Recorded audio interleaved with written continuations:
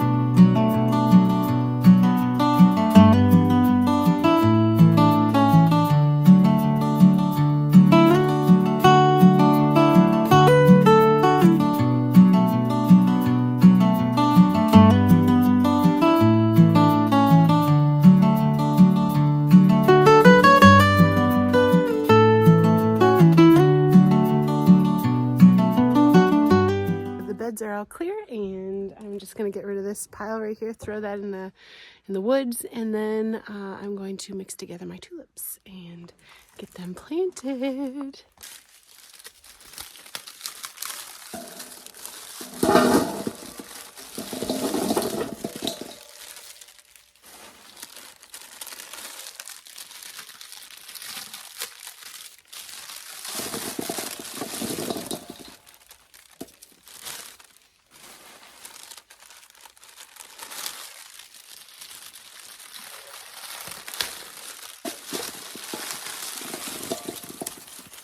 That just,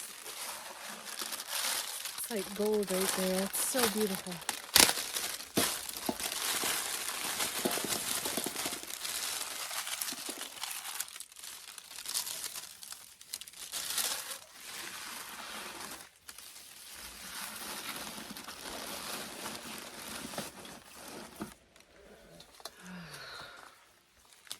I dug down just a little bit, and I'm gonna just kind of plop them in.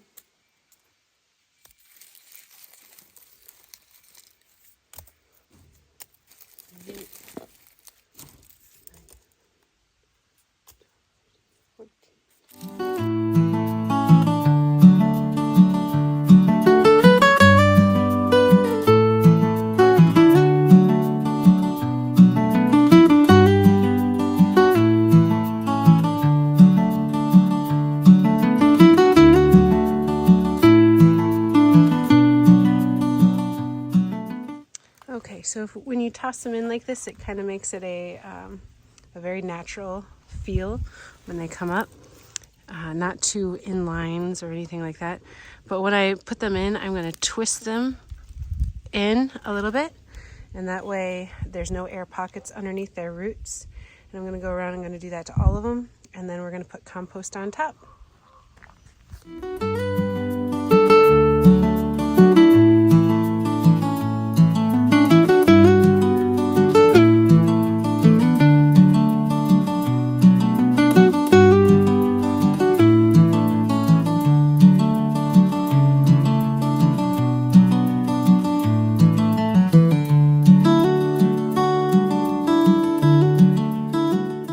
Those are in, and I put the dirt, brushed the dirt that I had pushed up against the sides over them so that they're in. They're about 1 or 2 inches deep right now. When I put the compost on top, that will add more depth because they really need to be deeper than 2 inches for sure. So that's what we got going on right now. I'm going to put the compost on, and then we'll be done with the tulips.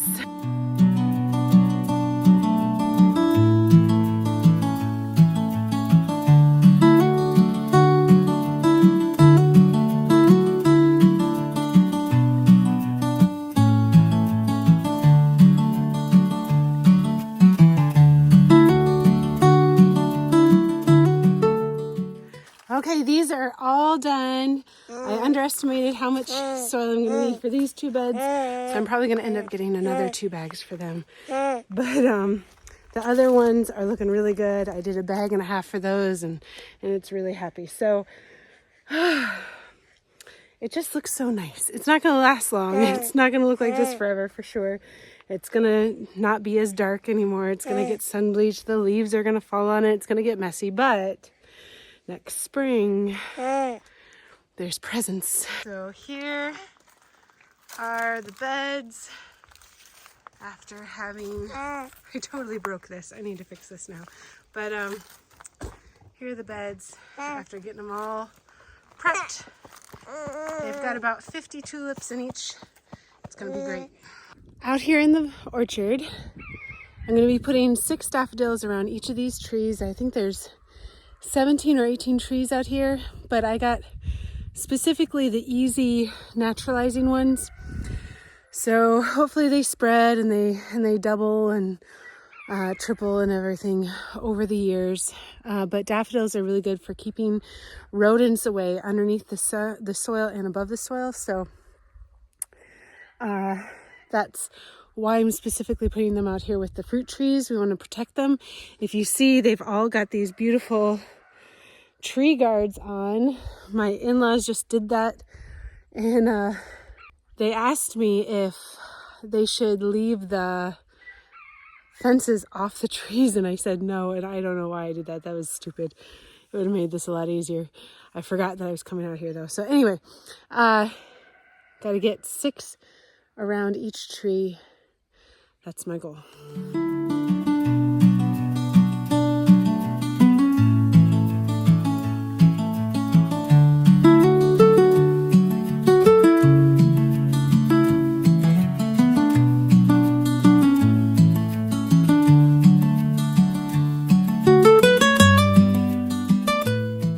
My baby's probably ready for a nap. She's been with Grandma, so I'm gonna go see if I can throw her on my back and get the rest of these planted on the hill.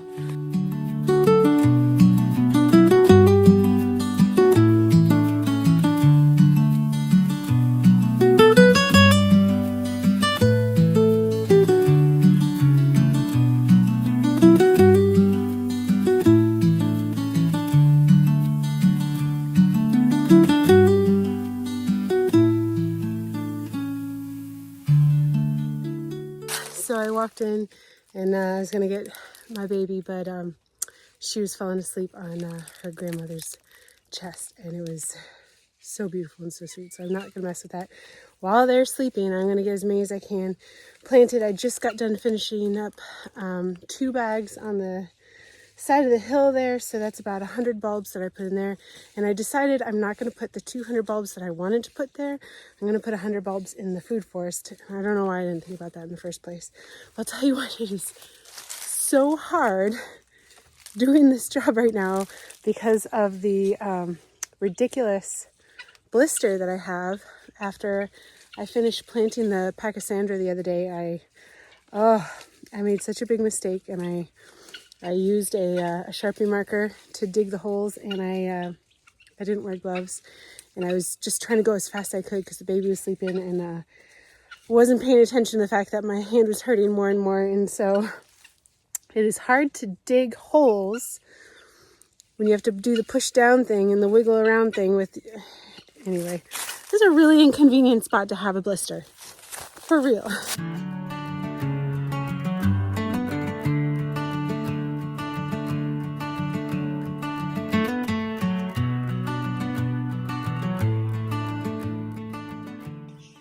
Okay, I did what I could, and I got 425 bulbs planted today, which I feel is like pretty good. I'm feeling pretty proud of that. Out of 500, so that's good. I will probably finish this up this weekend or tomorrow. I don't know. We'll see. Also, if you guys are interested in videos like this, time-lapse, getting stuff done, I've got a few other ones. I'll link them below. And if not, we've got food forest stuff and herbalism stuff, all sorts of really cool things. Check out the page, subscribe, like, share, do all the wonderful things. I hope you have a great day and stay blessed.